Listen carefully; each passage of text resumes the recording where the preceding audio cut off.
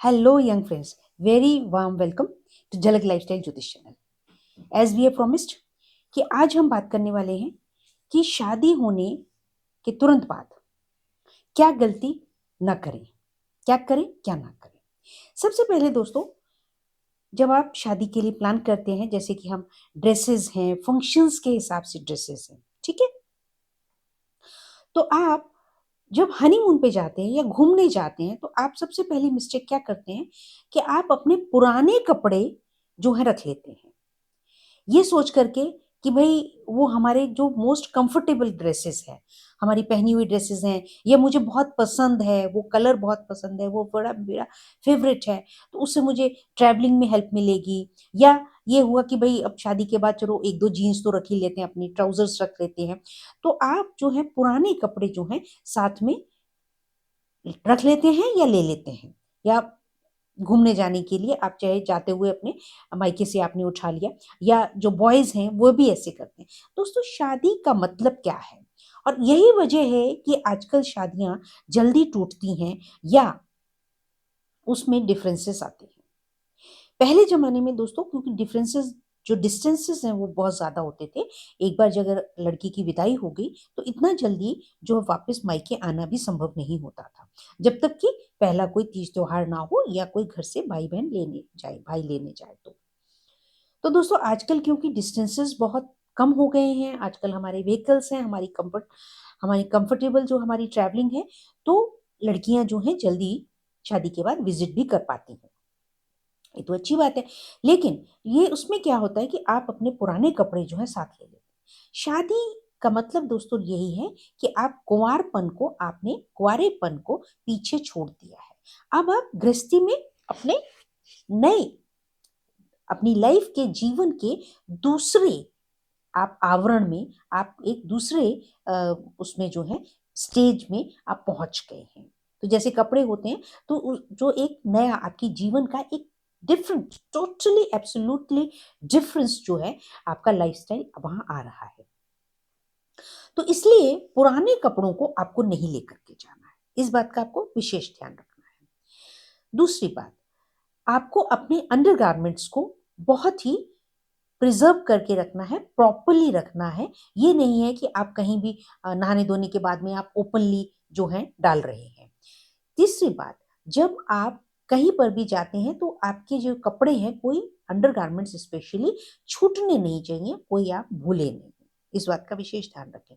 Number 4, जब आप बाहर घूमने फिरने जा रहे हैं, हनीमून में जा रहे हैं, तो ऑफ कोर्स आप इंजॉय करें, वाटर को इंजॉय करें, वाटर रिसोर्सेज को इंजॉय करें, घूमें बीच पे, लेकिन वहां पे इस विशेष ध्यान रखें कि आप जो है अंडरगारमेंट्स में, या सो कॉल्ड हमारे स्विम सूट्स हैं, ये आजकल की जो ड्रेसेस आ गई हैं, न्यूली वेड कपल उस तरह की ड्रेसेस पहन करके जो है ऐसे स्थान पे ओपनली घूमे फिरे नहीं। आपके शरीर का कम से कम एक्सपोजर पब्लिक प्लेस में होना चाहिए, ये प्रिकॉशन। नंबर 5, आपके जो ड्रेसेस हैं जो आपने शादी के बाद पहनना शुरू करी, तो आपके जो कोई भी नियर एंड डियर होते हैं, कई बार ऐसा होता है कि लड़के की बहनें जो हैं वो भाभी से ले लेती हैं कि हमें तुम्हारी ये साड़ी बहुत अच्छी लग रही है, ये ड्रेस बहुत अच्छी लग रही है, तो वो ले लेते हैं। तो वहां पे आप ऐसा करें कि आप वह नहीं दें जो आपने पहन लिए हैं। हाँ, कोरे हैं शादी से पहले, चाहे आपके लिए है, आपके रिश्तेदारों के लिए, वो आपने पहना नहीं है, वो आप दे सकते हैं। अगर किसी ने कहा मुझे ये बहुत पसंद है तो आप दे दीजिए, लेकिन जो ड्रेस आपने एक बार पहन लिया है, न्यूली वेड बहू ने पहन लिया है या दामाद ने पहन लिया है, जो आप बेटा है उसने पहन लिया है, फिर वह अपने पहने हुए कपड़े जो है वह नहीं दे, रिश्तेदारों को या किसी को नहीं दे। कि साले ने मांग लिया, जीजा जी आपकी ये पैंट बहुत अच्छी है, ये शर्ट बहुत अच्छी लग रही है मुझे, तो ये प्यार में हम लोग दे देते हैं कि अच्छा चल ले भाई, ले ले तू, खुश हो जा, ठीक है। या वो कहते हैं कि मुझे पार्टी फंक्शन में अपने फ्रेंड्स की में कहीं जाना है, तो मुझे आपकी ये शर्ट बहुत अच्छी लगी तो मैं ये पहनना चाहता हूँ, तो उस चीज को अवॉइड करें। अगर कोई ऐसी सिचुएशन आती है तो आप उसी तरह का दूसरा ले दीजिए, और frankly and Fairlie and firmly बताइए कि देखो यार, ये तो मैंने अपनी शादी के लिए लिया था, या मैं अब ये मैरिड हूँ और मुझे भी अच्छा नहीं लगेगा कि मैं अपना पहना हुआ कपड़ा तुम्हें दूं। तो आपको सामने वाले को समझाना होगा, कुछ भी करके, कैसे भी, जैसा आप ठीक समझे दूसरे आदमी के टेम्परामेंट को देखते हुए, तो आपने वो कपड़े नहीं देने हैं। ये दोनों पर ही आ, लागू होता है। चाहे आप बॉय हैं, चाहे आप गर्ल हैं, आपकी नई नई शादी हुई, तो आपको अपने कपड़े नहीं देने। अब बात रही कि अक्सर ऐसा होता है कि गिफ्ट्स की बात आती है कि नए जीजा जो हैं, या अपनी जो बहू है उससे जो है, भाभी से जो है, घर के परिवार के लोग जो हैं वो गिफ्ट्स भी एक्सपेक्ट करते हैं। या आप कहीं घूमने फिरने गए हैं तो छोटे छोटे गिफ्ट्स दोस्तों कोशिश करके जरूर लेने चाहिए, क्योंकि उस समय में पति पत्नी का जो यंग कपल है उनका एक दूसरे पर ही ध्यान होता है। वो एक दूसरे पर ही जो कंसंट्रेट करते हैं, तो एक दूसरे के लिए वो सामान खरीदना चाहते हैं, देना चाहते हैं। लड़की है तो वो अपने हस्बैंड के लिए शर्ट पैंट कपड़े कुछ अपने खरीदना चाहे, तो और जो लड़का है वो अपनी वाइफ को खरीदवाना चाहे। तो दोस्तों उसके जब आप घूमने जाते हैं कहीं पे, तो एक कोशिश करिए कि आप छोटे छोटे गिफ्ट्स जो हैं या कुछ टोकन ऑफ थिंग, घर में जो छोटे बच्चे हैं या नियर एंड डियर हैं उनके लिए अवश्य कैरी करके चलें।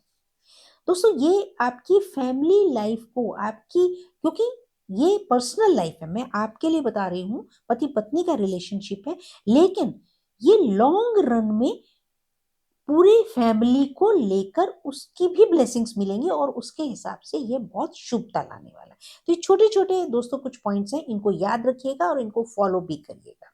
अब बात आती है, कपड़ों की बात हो गई, अब बात आती है जूते चप्पल की। जैसे कि अपना एक रिवाज है कि शादी के टाइम में जो है बेटे के, दामाद के जो है जूते चुराए जाते हैं, और सालियां जो है नेक मानती हैं, और उसके बाद फिर वो जूते दे दिए जाते हैं। तो इस पर भी आपको विशेष ध्यान रखना है कि आपके ही जूते आपको वापस मिलने चाहिए। कई बार ऐसा होता है कि लोग जूते चुराने ही नहीं देते हैं, पहले ही जो है दामाद के जूते जो है गायब कर देते हैं, फ्रेंड्स या रिश्तेदार पहले ही गायब कर देते हैं। नहीं, ऐसा नहीं, ये जो रीत रिवाज है, रीत को होने दें, इसको बनने दें। और जो नेक है वो आप जैसा भी है तो उसको दें, अपनी सालियों को, रिश्तेदारों को। और लेकिन ये मेक श्योर इट कि आपके जो जूते हैं, जो दूल्हे के जो जूते हैं, वही जूते जो हैं उसे वापस जरूर मिले।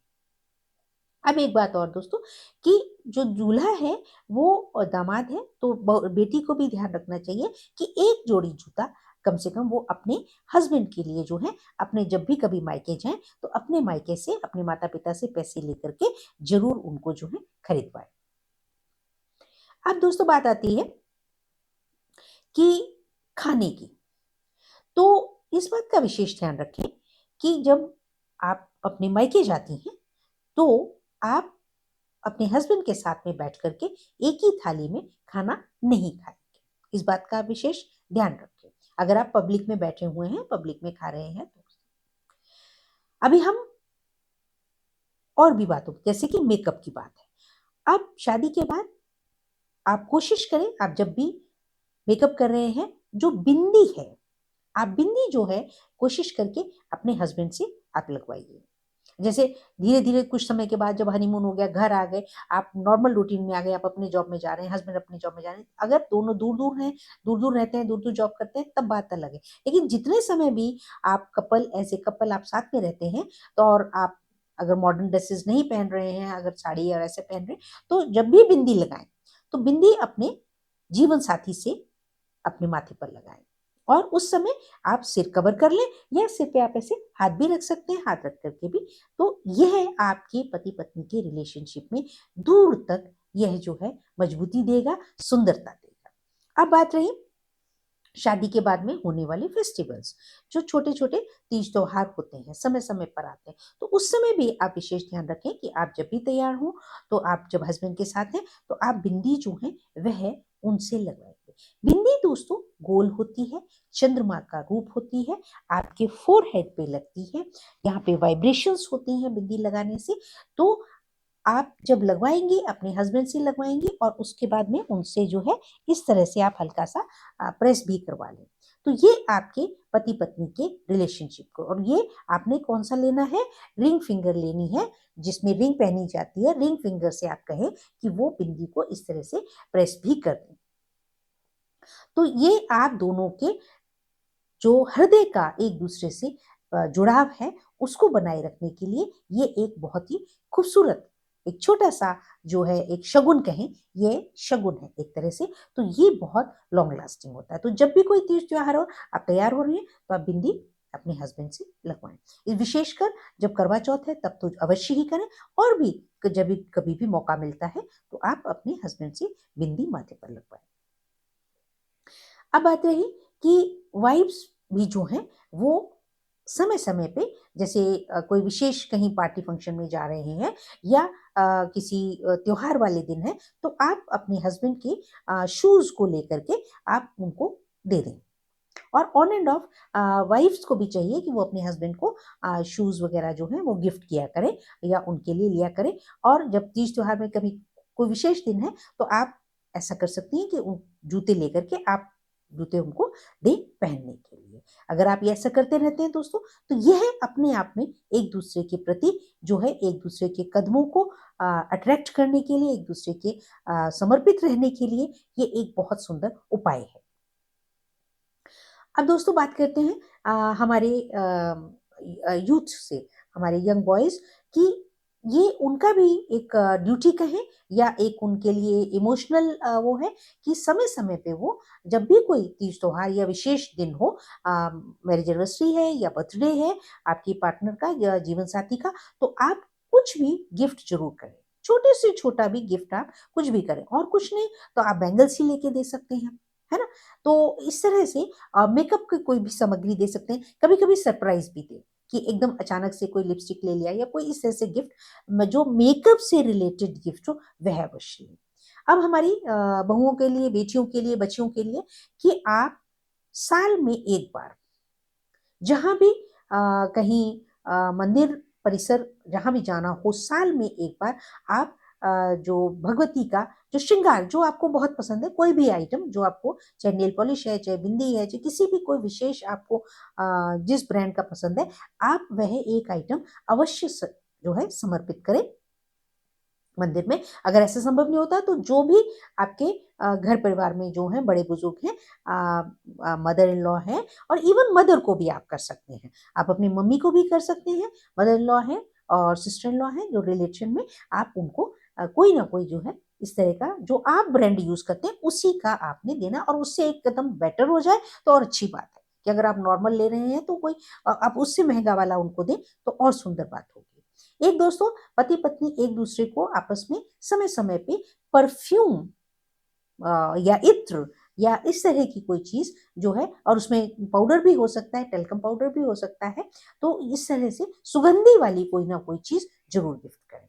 और एक प्रिकॉशन दोस्तों, कि शादी के बाद आप कुछ ऐसे गिफ्ट्स न खरीदें जैसे कि ताजमहल हो गया, या कोई जो सीनरी है जो कि थोड़ा एग्रेशन है, या उसमें कई तरह के फूल हैं लेकिन कांटे लगे हुए हैं, और मल्टी कलर्ड फ्लावर्स ना हो।